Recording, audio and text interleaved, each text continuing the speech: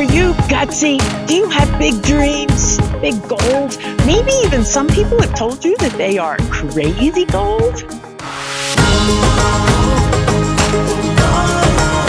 Gutsy Travels. We are a travel show with a twist. We have inspiring interviews with gutsy people. People around the country who have been gutsy. This is where you want to be.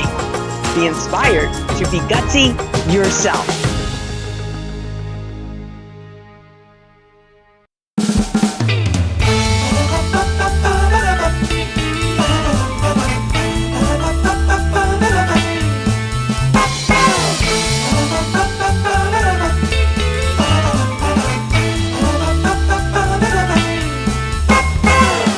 Welcome to another episode of Gutsy Travels. This time we are in Las Vegas, Nevada. It is the entertainment capital of the world. And we are going to be talking with Megan Wilson. She was a showgirl here in Vegas. And we're going to get to hear about the lifestyle of a showgirl. But I got to tell you something else. We're in the desert. It's December. And it's cold out here.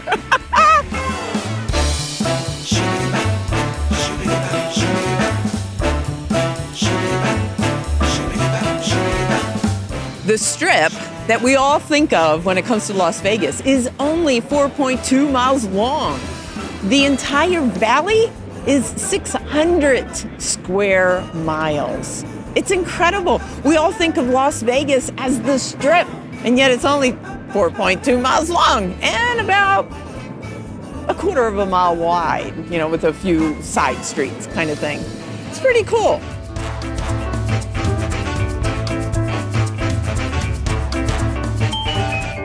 Now I'm standing in front of New York, New York in Las Vegas. And right now this is December and it is about 45 degrees. So, got the jacket on. Kind of feels like New York City, except this time of year, December, it's probably going to be colder than 45 degrees.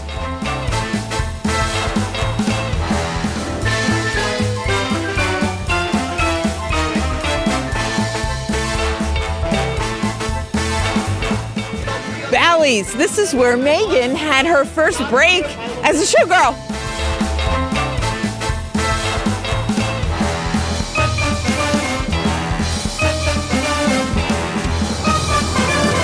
We are in Las Vegas, Nevada at Studio Entourage, and we are interviewing a gutsy woman who used to be a showgirl, and now she is creating a theater production about what happens behind the scenes to those showgirls. And going to be really interesting episode here because she's in the middle of her project. There's more to come. So we are going to follow her as this project unfolds. Let's interview Megan Wilson. And she's here with me in Studio Entourage. Megan, thank you so much for doing this. Thank you for having me. You're welcome. You have such an interesting story, and we've known each other now 2 years-ish. Yeah. And I have been following you with the story, and I just think that you are so gutsy doing this, and especially when you're following your heart, and everybody else says, "What are you doing?" Right? Exactly. Exactly. So before we get into your story, because I want our audience to know what your life has been like, but first, can you tell us how you define gutsy? Yes. And I love this word, and I love that your brand inspires gutsy action. So for me, to be completely authentic and honest about what gutsy is, it's that blend of that feeling in your gut when you know that something is calling you and you realize it's bigger than you. And it's inspiring and also scary. Yes. It's almost like a 50-50. And in a way, that's how you know you've met the sweet spot of some magic that's about to happen. And it's like going on the hero's journey. The nudge keeps happening until you say yes. And then you also realize it's almost like there's a muse of a project, kind of like Gutsy Travels. This project was calling me. And I was scared, but I also knew there's something magic about it that I couldn't ignore. And so I said yes and began now 2 years into it. 2 years now. Yeah. And to your point in the interview, the intro, you're right, we're just halfway through. Right. Which I think is incredible as well, because we're talking to you now more in the beginning, because didn't you say that most theater productions, correct me if I'm wrong, most theater productions take an average of 7 years? Yes. So Lin-Manuel Miranda was talking about creation of Hamilton. Yeah. And people said, oh, you just created an overnight success. And he said, if you consider 7 years, it took him a year to write one shot, which is one of the best known songs from the musical. And so the creative process, especially an original one, that not an adaptation of something else that was already existing or an existing story, like Wicked was an existing story, but that still took years to bring to Broadway. So it's definitely a creative marathon. That you say yes to. Yeah. And you're learning along the way, I imagine. So much. And that's been another thing that I think is interesting when you say yes to the call. Yeah. When you drop into your heart space and you just say yes, and you can't say yes without also admitting there's so much you don't know. While I had been a showgirl and I knew that life, I had never produced a show before. And so actually my mom, at my 40th birthday, was there, and she overheard, there was a lot of different performers coming, and they were all talking about kind of funny stories of the good old days. And our stories are very strange to anyone else, but they're very normal to us. We've worked with tigers, we've had accidents happen on stage, and it's just normal for us. And so we were talking about that, and my mom was walking around and she was saying, these stories need to be told. Ooh. And I thought, that's a great notion for someone else to do. But the idea kept coming back. And luckily my mom was so persistent of we need to do this. And so the seed was planted, and that's when the call landed at my doorstep and then began the journey. And how does that feel? A blend of excitement butterflies and expletives of something, but it's just so good you can't not lean into it. And we know what that feeling is. We've all been there. There's small versions of this in our life, and then there's the big calls. Yes. And this is a big call. And I knew it was going to be big. I knew it was going to be overwhelming. But the other thing that's part of the hero's journey is support shows up right when you need it. And that's been a huge piece. Is I asked the universe, I believe that there's unforeseen sources that have my back in this. And so I said, universe, please bring me, I don't know what I'm doing. I know that I know what I think my role in this is, but there's so much I don't know, and I realize that. And organically, so the right people happen to fall into place. So Eric Jordan Young is an incredible mentor who has been a dancer, a director, a singer, a producer here in Vegas and in Broadway. And so we had a meeting, and he loved the idea of the project, and he's been so instrumental at pointing out blind spots to me and just coaching me about how to wear this hat of being a producer. And then a friend of mine who felt inspired to write has become our book writer, and somebody I met 4 years ago on the Jersey Boys tour, he's writing all original music. Yay. Yeah, it's just incredible, and we all work really well together, and it's taken on a life of its own. It's really magical. That's cool. It's taken on a life of its own. Yes. Does that help to reinforce that you're on the right path? It does, and it also reminds me that I don't have to control the process. I'm a recovering type A personality. I know what you mean.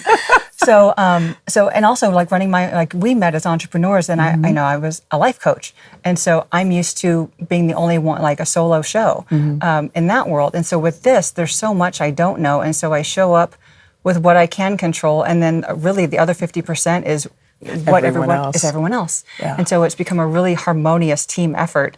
And also there's times when we don't have the answers, and we just know that the answers will come.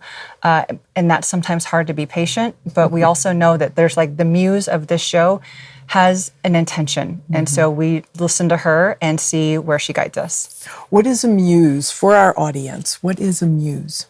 So I like to think of as the muse as like, in Greek mythology that, all of the great poets and painters, there's this muse energy that comes, and even in Vedic astrology, they say that, there's ideas, there's inspiration, and this idea is like floating around trying to find somebody who is awake and is a match that can bring this idea into fruition, bring it into reality. Okay. And so, we all get, if you consider yourself a creative or not, we all get creative inspiration and intuitive hits.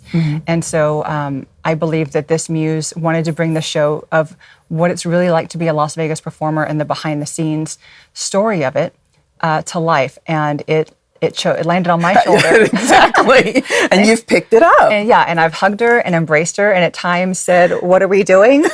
But the other thing I think, back to your point of like, what does it mean to be gutsy?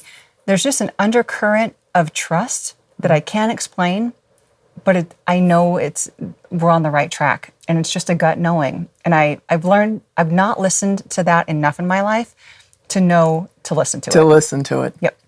And that's where I find synergies between you and I. We were talking, I don't know, about a month ago or so on the phone, and it was recognizing that you and I have these big passion projects, because this is not our businesses. Right. Gutsy Travels, for me, is my passion project. Yeah. This show for you is your passion project. Yes. And we're both on these similar paths at the same time. And I think that is so cool, because now we're supporting each other as well. It's awesome. We're both on these gutsy paths. Yes. And it's nice to have a sister that's on the same path, because we can celebrate and commiserate together as we go through the ups and downs. And that's nice to have when you're on this journey. Absolutely. You are being gutsy.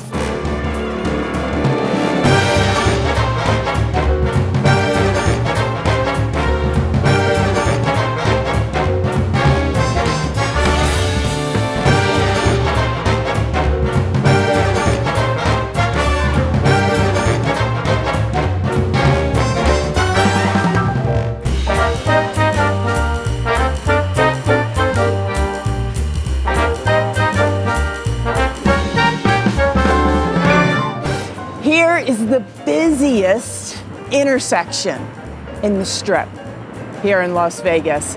And that building right there that doesn't look like anything is Bally's, which is exactly where Megan had her first Showgirl experience. Now, it doesn't look like much right now because they're doing a big renovation, but it's pretty cool. And she has a hope that maybe her show will end up at Bally's. Wouldn't that be a cool circle? That she started there, and now that she's going to have this theater production, that her show end up there. That would be so cool. And I hope it happens for her. This is the Jubilee Theater that Megan danced at. This is actually one of the costumes that Megan wore. It's pretty cool. Here in a glass case.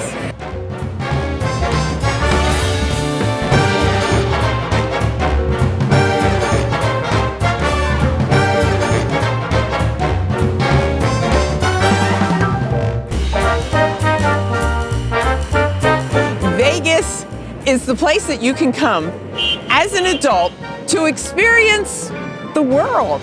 If you've never been to France or Paris, you can come here, and they have wonderful restaurants. There's a restaurant actually in the tower. You can go to the top and you can see the entire valley.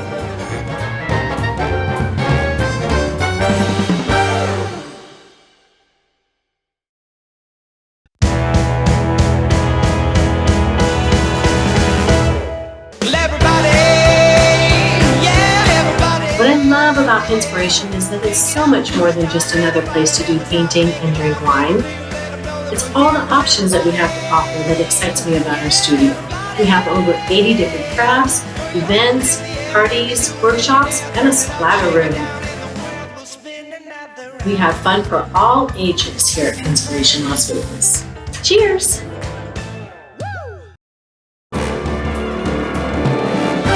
You're on this huge project, potentially a 7-year project, if it's going to be, similar to the Hamilton theater or production. So give us a point in time when you really had to dig deep and be gutsy. Tell us about that. So a time when I really had to dig deep was when, in the process of this, we'd been working for a year, and we felt really confident with our scenes and our songs. Okay. And so now the next stage in the process is you do a workshop. And so we got to do kind of a 1-2 combo, which was, again, like really great universal timing. So part one of that is that we, in the workshop, or a table read, is when you bring in professional singers. Okay. So I reached out to 3 male singers and 3 female singers, of which my mentor referred me to, because it's been a minute since I've been in that world. And so we brought together 6 incredible singers. And so the intention of this 4-day workshop was to give them the music, because we've heard Barry, the composer, sing it on his piano in New York on Zoom calls. Okay. And we love them, but what does this really sound like on bodies, on the talent? Like, what will this actually sound like? On a stage. Well, right now we're in a studio. Okay. So we're in a rehearsal studio, and it's kind of like when an author brings her book into the world, or you record an album as a singer and you put it out there. Like, you're kind of putting out your baby to the world, and it's a very vulnerable act, because also there's the performers, and we want to see how they relate to the material. We also want to see if these songs are as good as we hope that they are, and the scenes make sense. And we're also opening ourselves up for constructive feedback on, these stories relate to the people who are reading them, and so we want their feedback. And so we were so excited to bring this to the table for this 4-day workshop. Also a little scared of, like, we hope this is good, but let's find out. And then the other part is that in the middle of this workshop, we got the opportunity to go to the Smith Center, which is a beautiful theater here in Las Vegas. And we were invited to come to Composers Showcase, which is a once a month showcase of all new music. So getting to have our work out there in the world was vulnerable. And then getting to go on stage and introduce my piece as a speaker, but now as a producer to a community that I'm really like doing this for them and hoping they love it. And it went really well. And we got great feedback at Composer Showcase. Yay. And it was just, and then the workshop, the next day was the last day of the workshop. And we got to run through everything and record everything. And we were blown away at how well everything went. And the singers were even saying, like, the songs are stuck in our heads and we love them. Like, we love that. And these are brand new songs. These are brand new songs that no one's ever heard before. Nice. And they're stuck in their heads and they're like, I love this song. We can't wait to create this album. We can't wait to take this on stage. And so to have them volunteer that they can visualize very easily what the next steps will be was such fuel for us to go in and we spent a year putting this together and just hoping that it was good, And so we got such great feedback and relieved. And I will be honest, we took a 2-week break after all of that. And then we hit the ground running again. I'm like, okay, let's make the revisions. Let's keep editing. Let's keep going. Good. Because this is a marathon. Yes. And so, but that was another mile marker that was really, really validating and scary all at the same time. Wait a second. We're weighing in today? It's Friday, girl. You didn't eat, did you? Can I just say, what a gift, what an opportunity for me to micromanage every morsel and each and every sip of tea. Oh, God forbid I lose track of that number on the scale. Trust me, the very last thing I want to do is ruin or derail our show. Here's hoping that I weigh the same as the day they hired me.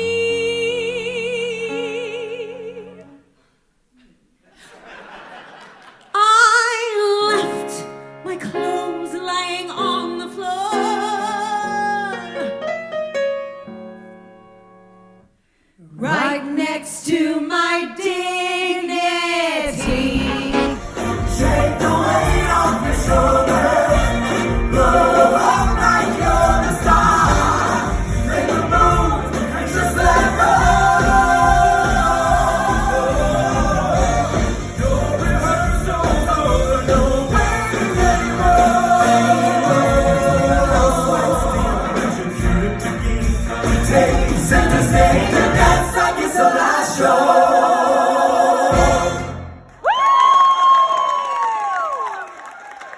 Tell me, what emotions did you feel during that? Everything from, I can't believe I said yes to this a year ago. This is my passion project, not my main job. What am I doing? I hope that I'm leading the team right. And it's one of those things, you have to trust your intuition more, and you have to live in your heart more than your mind. And that can get tricky for me because I want to make sure that everybody has everything they need and control things. Type A. Recovering type A. And so it was just scary because it felt like there was so much on the line. There was so much work, so much heart, and so many hours and months and days put into this one product that gets a one-time shot at Composer Showcase. And we hope we get invited back, which we have been invited back. Nice. And so it's another catch-22 of like, you do all this work to get to this point. And then when you get to this point, it's scary. Yes. Because you hope that it turns out half as good as you've been praying for the last year. And then when you get there, you also learn so much.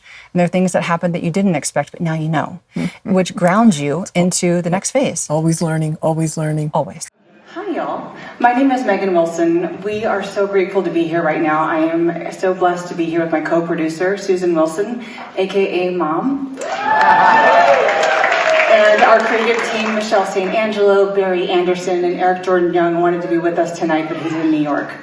So we have created a new musical that speaks from the perspective that's very important to us, and that is Las Vegas performers. And we have created a Vegas validation piece whose time has come and the story needs to be told.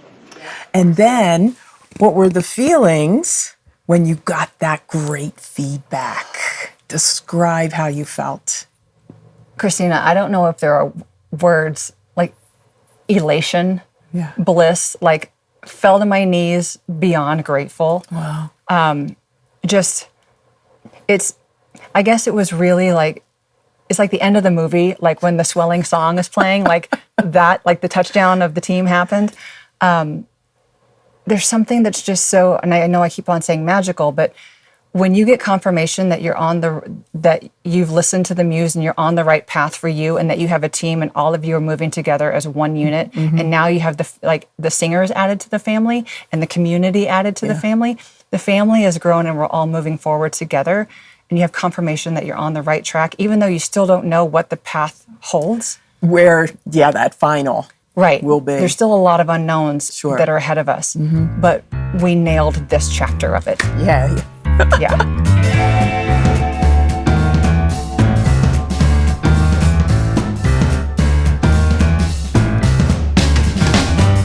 Las Vegas used to be about the big shows, the extravagant costumes. Nowadays, not so much. Nowadays, it's more of an adult playground so that we can experience different parts of the world and be entertained by the big celebrities that come into town. Some take up residence, some just come through, and it's a really big deal.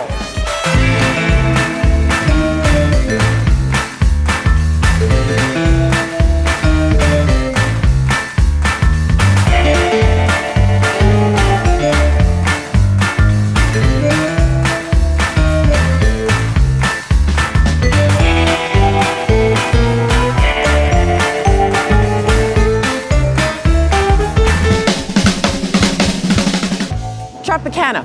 It was built here in Las Vegas, April 4th, 1957. That's pretty old, and it's still around.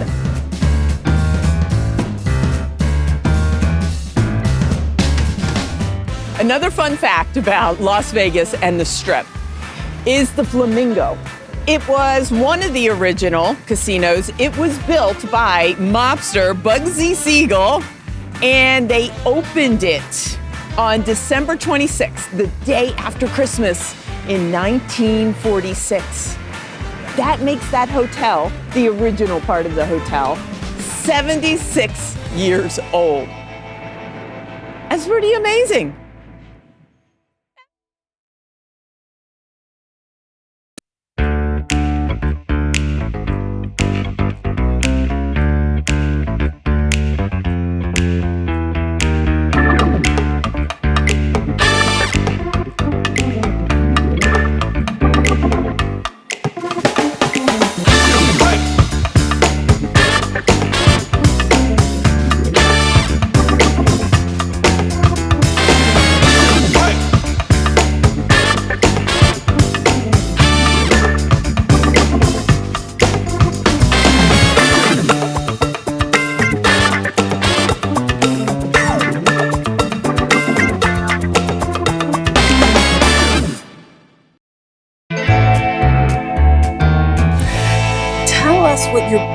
biggest challenges with this project? Oh my gosh.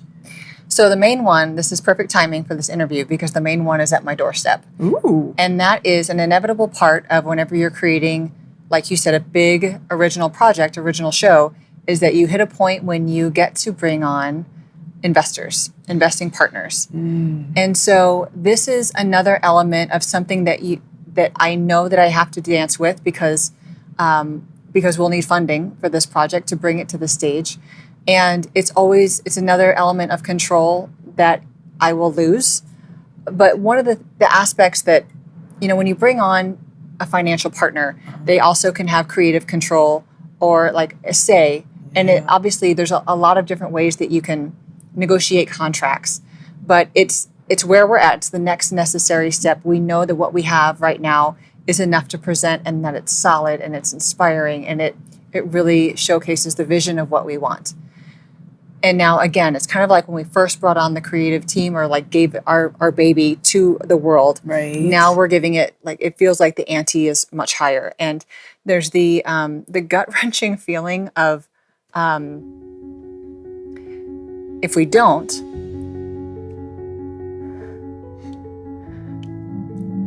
sorry, gosh, I didn't expect that. If we don't, does it happen? Right. Does it still get to happen? And like you said, like blood, sweat, and tears from all of our team has gone into this, and every time we get to show it, the feedback that we get is electric. Like it really does feel like electricity has been let out of the bottle. Yeah. And gosh, I was not expecting to have this come up. It's your baby. It really is. And so again, to be vulnerable enough. Again, there's an interesting balance between being really vulnerable, but also being so confident because that's, it's like first impressions. Do I believe in this project? 1,000,000%. Do I think that it will move hearts and be something incredibly unique in Las Vegas? 100%. Now I get the opportunity to expand even more and bring on more and put myself out there, have meetings with people, ask other people who might not be, in the show world, but do you know somebody who would be interested in partnering us with the vision of what this show is going to be? Partnering in a financial way. Yes, partnering in a financial way. And again, depending on how contracts are, some people just want to be angel investors and they say, you do you, and here's the backing that you need to get the show into a theater in Las Vegas, and maybe we have a 3-month run. Yeah. And so, and that would be amazing. Obviously, I want the show to run for years, but even that would be like a real sense of accomplishment. And then there's other contracts where investors want creative say. Like if I'm contributing financially, I want a creative say, and that's scary to me also. But again, it's not like the universe has supported us all this time, and now the muse is going to go away. She's still with us. The energy is still with us, and it's just the next level. And so we're getting to the next chapter. So we're going to have to all step up together, link arms like Wizard of Oz, link arms with our team, step up to the next level, and trust that somebody, like at least one person, maybe multiple people, see and understand and want to share the vision of this show. And so the scariest part is that what happens if that doesn't come to fruition. But even saying it out loud, I know that it will. And that's part of the scary, is admitting what you're scared of. Yeah. Feeling the fear, and then asking your truth, your heart, does that feel like it will really happen? No. And so I know that the journey doesn't stop here. And so just leaning into that knowingness when I don't know what is next, but I trust enough that the magic will keep going, and the journey, like we're only halfway through the journey. Or maybe a quarter of the way. Who knows? Maybe if it's 7 years, quarter of the way. Yeah, and I'm okay for it to be less than 7 years. Muse. But we're in the journey. We're on the path, and so that's probably the scariest thing is what if this doesn't happen, and then knowing that no, but it will, and the right people will show up 100%, and the right people being a financial partner now. Yes. Who will not only see the vision, but appreciate the vision and allow the group that has put together the vision to continue to move forward and not stifle it. Yes. And you're trusting that this is what is going to happen. And you have the final say. You may have several investors who want to invest. They all have their own criteria and conditions, and you will get to choose. Yes. Even if it takes a little longer to bring in the right one. Yes. I feel very protective of the group, like mama bear a bit. So, yes. And navigating that and just trusting, like you said, that maybe it's one person, maybe it's more than one, but somebody who wants to amplify this vision instead of control it and change it. Right. Right. Yeah. And I trust that to happen.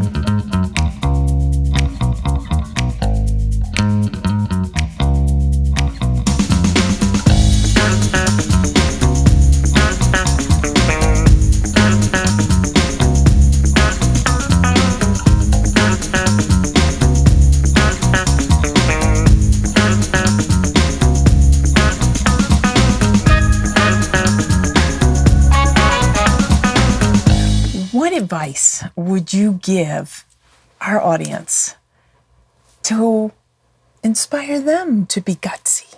Yeah, I love this question. Thank you. So my advice would be that I was not looking for this. It found me.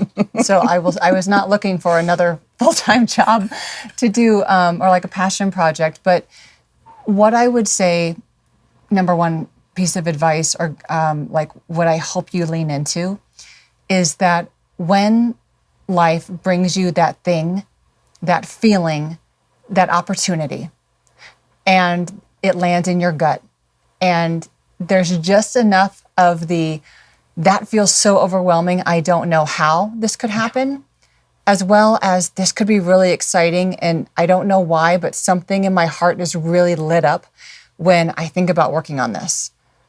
Listen to that. And because I believe that all of us are called to a vision that's bigger than we are. Yeah. And that can be in a lot of different capacities. Like I mentioned earlier, it could be writing a book. It could be creating music, but it doesn't necessarily have to be a creative endeavor. It can be starting a nonprofit, or it can be on any scale. All scales are valid.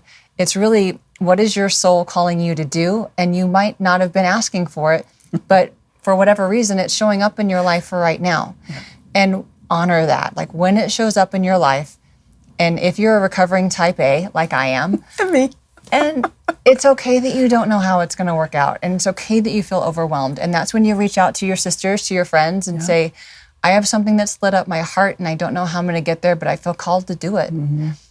That's it. So you say yes to the call. You say yes to the hero or the heroine's journey, and you trust, and you learn so much about yourself. You get to meet incredible people, and your world really expands so beautifully that you can't not say yes. You have to do it. So it's scary, but do it anyway. And that's what I would say is really like, and you know it intuitively, like you know it in your gut and in your heart. And if your gut and heart both say yes, then your mind will get on board. And so figure it out. Exactly. Yeah. And with teams, we need people. And when we have all this brilliance on our team. My team right now is 9 people. Oh, wow. Which is incredible. Yes. And they each bring a different skill set and their creativity. And it's so much fun. Yeah.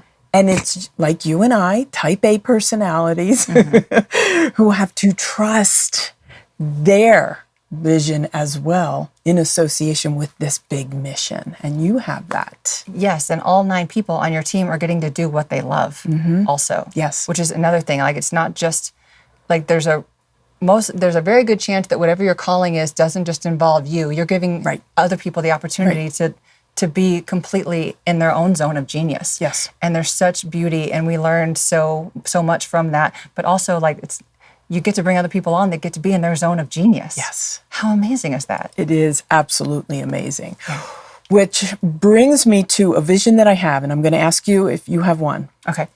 I have a vision for the Gutsy Travels that one day the whole team will be at this huge house with an infinity pool on a cliff that goes out to the ocean. And everyone is sitting around the pool doing different things. Some are reading, some are sunning, some are working on their computers because that's what they love to do. And I'm sitting there and I can see it in my head clear as day, and I'm going to get emotional. It's so cool to bring people together to do what they love to do. Yes. I don't know when that's going to happen, but I can see it clear as day. How about you? Do you have a similar vision? I do. Tell me. I do. It's like I said in the beginning, like this all started with my mom, and so my vision is us getting to walk on the red carpet with the step and repeat of our show in the background, and being on the red carpet with my team, who I love so much, and with the singers, and opening the show on opening night, and getting to that point. Yes. That's what, like, it's like the vision board. It's in my heart. Is that like getting to honor my mom, because she planted this seed. And even when I was very resistant to this, because I knew how big, and she's even admitted since then, she's like, I had no idea that it would be this much work. This big. And I said, I'm glad that you didn't, because you were what pushed me forward. And so my mom has been a huge catalyst for this. And she was a nursing professor, but she loves theater. Yeah. And so, that's my dream, is to be on the red carpet with her, celebrating her, and being so grateful that she planted this seed and that she always believed that this could become a reality. Yay. Yeah. It's those visions that help us to move forward. And that goes for you as well, having that vision of success, of a moment in time that you can see it so crystal clear. Yeah. That can help drive us forward when we have some challenges. When we're being gutsy, we're feeling the fear, and yet we're pushing ourselves forward because we can see that vision. Yes. And you've got one too. Absolutely. It's like the more we tap into it, the more real it becomes and the closer it becomes. Yes. Studio Entourage. Yep. Las Vegas, Nevada. Buffalo and 215. Yeah, close enough for Sunset. So what did you think of this episode? Oh gosh, it just lets you know that being gutsy is scary. She talked about if you have a calling, if something keeps nagging at you. No, I don't mean people nagging at you. But if something keeps coming to you, like you want a new job, or you want a hobby, or you want to write a book, or even do a production, whatever that is, if it keeps coming to you, do something about it. Follow that. Make a plan. Do your research. Maybe hire a coach. Do what feels compelling. And sometimes it's scary, just like it is for Megan. It is scary, and she's only 2 years into this project. But remember what she said, that if you feel a calling, something that just keeps nagging at you, go for it. And that is how you can be gutsy too. And we get to be on this adventure together. I'm so glad. You know, because this is a big project. This is a big project, yeah. I hope you enjoyed this show. Until next time, be kind, be focused, be gutsy, and we'll see you down the road.